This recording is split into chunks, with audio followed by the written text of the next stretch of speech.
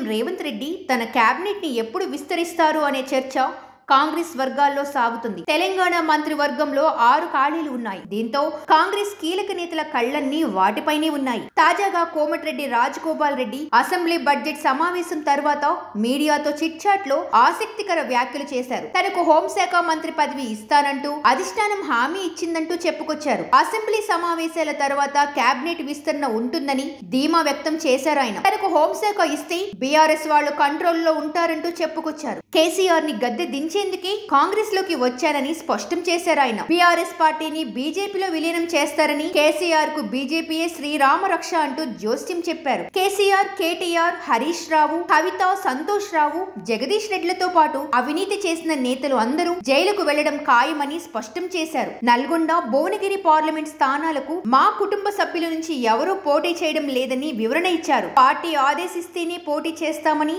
Seat ఎవరికి ఇచ్చినా గెలిపిస్తామని Rajagopal Reddy chit chat లో మాట్లాడారు. తనకు మంత్రి పదవి ఇచ్చేందుకు అధిష్టానం హామీ ఇచ్చిందని రాజగోపాల్ రెడ్డి చెప్పడం ఇప్పుడు హాట్ టాపిక్ గా మారింది. అది కూడా తనకు హోంశాఖ ఇవ్వాలని అడుగుతున్నారని చెప్పడం విశేషం. తాను హోం మంత్రిని అయితేనే బీఆర్ఎస్ నాయకులు కంట్రోల్లో ఉంటారని ఆయన చెప్పారు. అయితే ఉమ్మడి నల్గొండ నుంచి ఇప్పటికే వెంకటరెడ్డి, ఉత్తమ్ కుమార్ రెడ్డి మంత్రులుగా ఉన్నారు. ఇలాంటి తరుణంలో రాజగోపాల్ రెడ్డికి స్థానం ఉంటుందా, అది కూడా కీలకమైన హోంశాఖ ఇస్తారా అనేది హాట్ టాపిక్ గా మారింది.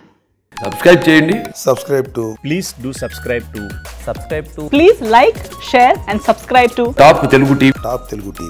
Top Telugu TV.